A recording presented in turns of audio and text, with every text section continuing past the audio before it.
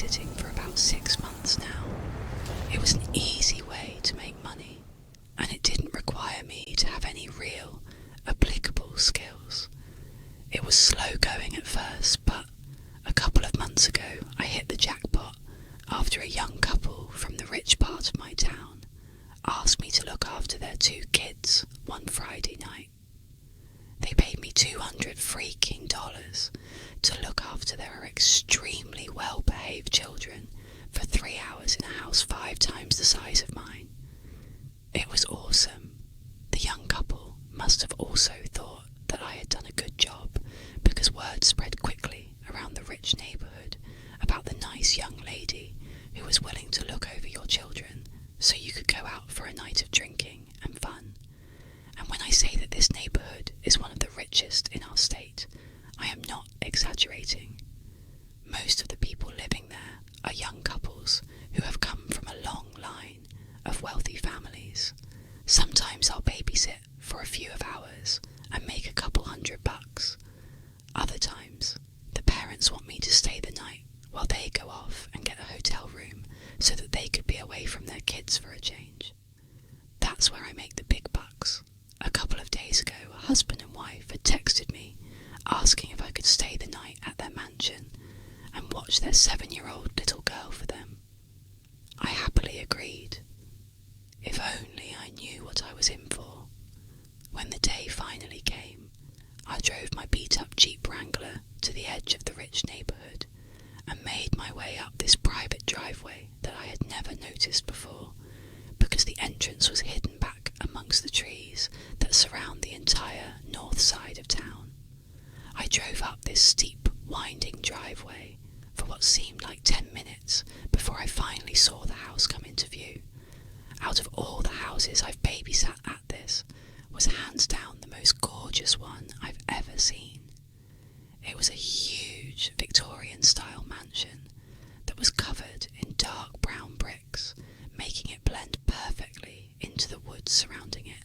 I got out of my car and made my way up to the front porch, where I knocked on this gigantic wooden door. A few seconds later, a beautiful woman in her mid-30s answered and introduced herself as Mrs. Collins. She called her husband down, and shortly after, an extremely handsome man, also in his 30s, came walking down the grand stairway, holding an adorable little girl in his arms. The couple seemed very anxious to leave, and even though they were both gorgeous people, I could tell that underneath all of their beauty, they were both extremely tired and haggard from having to keep up with their 7-year-old. They were obviously very excited about having an entire night to themselves and couldn't wait to get out of there as fast as they could. Before Mr. and Mrs. Collins left, however, Mrs. Collins handed me several pieces of paper and told me that she had written down a couple of instructions for me to follow throughout the night. She stressed to me how important it was to follow her instructions, and I assured her that I'd give them a look. I waved to the pretty young couple as they made their way down the driveway in their expensive Mercedes, and then closed the door behind me. I gave the instructions a quick once-over before folding the papers and stuffing them into my back pocket. I'll look at them later, I told myself. How stupid I was to do that. Mr. and Mrs. Collins' daughter, Samantha, was a very nice young girl who warmed up to me almost immediately, and we had spent the next few hours playing games and watching TV. After we finished our 5th episode of Teen Titans Go, I noticed that it was getting late and asked Samantha what her bedtime was. She shrugged, not really giving me an answer, which is when I remembered Mrs. Collins' instructions. I pulled out the folded pieces of paper and scanned through them very quickly when I saw the words, "Samantha needs to be in bed before 8 p.m. I checked the time to find that it was almost 7:45. "Well, it looks like your bedtime is right now," I said, lift Samantha up off the couch so I could get her ready. She brushed her teeth, and I tucked her into her California king-size king-sized mattress. I told her good night and was leaving her room when she said something that stopped me in my tracks. "Don't forget to lock my door before you leave," she said. I stopped walking and turned back around toward her confused. "What do you mean, don't forget to lock your door?" I asked. "Why would I need to lock your door? What if you have to go to the bathroom in the middle of the night?" She looked at me innocently and shrugged her shoulders again. "I don't know, but Mummy always locks my door before I go to sleep. She says she does it to protect me and herself. I don't remember what happens after I fall asleep, but Mummy says that I always try to leave my room at night, which is a bad thing." I looked at her dumbfounded. I didn't know what to say. "Mummy told me that she would leave. Instructions for you to follow, and locking my door is one of them," she said. "Oh, okay, Samantha. I'll lock your door." "Good. Good night, sweetheart," I stammered. She gave me a big smile and rolled over in her bed. I closed her door and noticed that there was a latch drilled into the door frame that would allow someone to lock it from the outside. I closed the latch and then walked back downstairs so I could read the rest of Mrs. Collins' instructions.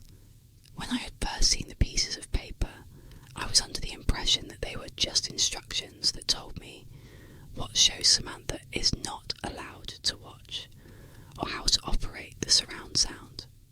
After I started reading them, though, I realised that I was wrong. I was completely and utterly wrong. "Hello, Annie. I'm so glad that you agreed to stay the night and babysit Samantha for us. She is such an angel, and I am sure that the both of you will get along very well. I know that our house might seem old and scary, but don't worry, because nothing bad will happen to you as long as you follow some simple instructions. Firstly, Samantha needs to be in bed in her room with the door locked before 8 p.m. Do not open up her bedroom door after 8 p.m. I repeat, do not open Samantha's bedroom door after 8 p.m. She will try to convince you to open the door in many different ways. She will cry, scream, and threaten you until you give in, but do not listen to her. She can't hurt you as long as the door is closed. Between 8:30 and 9:30 p.m. make sure you remain in the living room with the lights turned on. Around this time of night you may hear scratching and growling coming from Samantha's room or from other parts of the house. These noises are nothing to worry about as long as you stay in the living room. Watch some TV to pass the time. We have a lot of movies to choose from. After 9:30, do not venture into any dark areas of the house. I would recommend that you turn on as many lights as you can before 9:30 so that you don't accidentally trap yourself. You might begin to see things hiding in the dark areas of the house from time to time, and sometimes they will even try to talk to you. Just ignore them, and they'll eventually ignore you as well. You might also happen to see a pair of yellow cat's eyes looking at you through the darkness, ever once in a while. Do not stare at them for more than 30 seconds. Around 10 p.m, it might begin to sound like there are several people walking around in the basement downstairs. Do not worry, because as long as you stay out of the basement, they cannot get to you. I know it sounds unlikely, but around this time, you will begin to feel an overwhelming urge to walk down into the basement. If this happens, go into the kitchen and drink a cold glass of milk. This usually helps.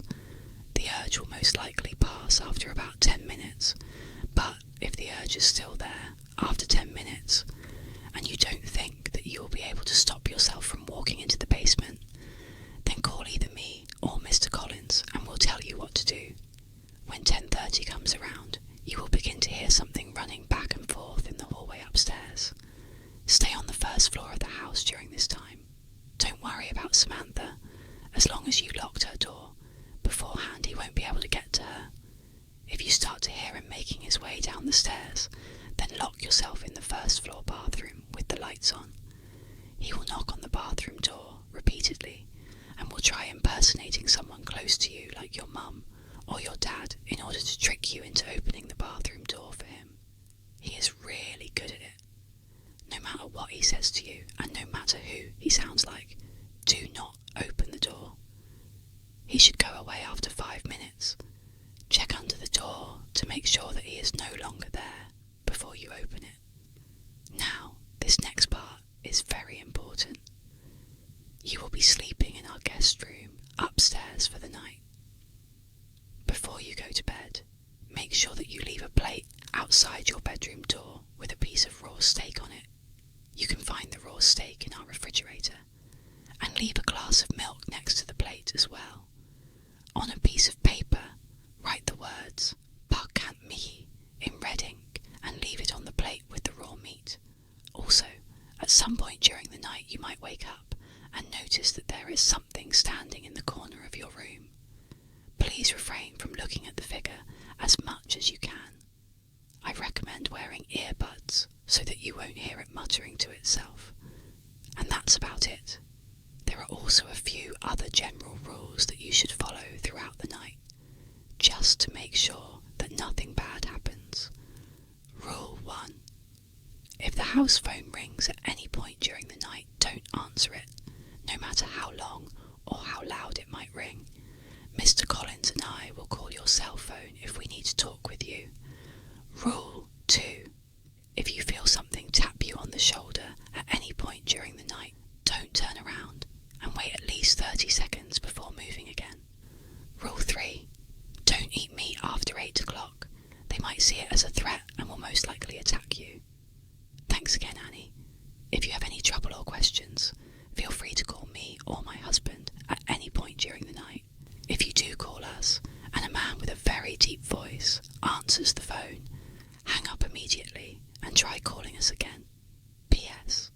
Throughout the night, you might hear a dog whimpering from somewhere off inside the house. We don't have a dog, so don't go looking for it. I hadn't realised what I had gotten myself into. It is currently 8:31 p.m. as I am writing this, and the growling noises just started. It sounds like they're coming from every room in the fucking house. I thought that Samantha's screams from a couple minutes ago were going to be the worst part, but now I can hear her muffled growls from upstairs, and I can assure you that this is worse. This is so much worse.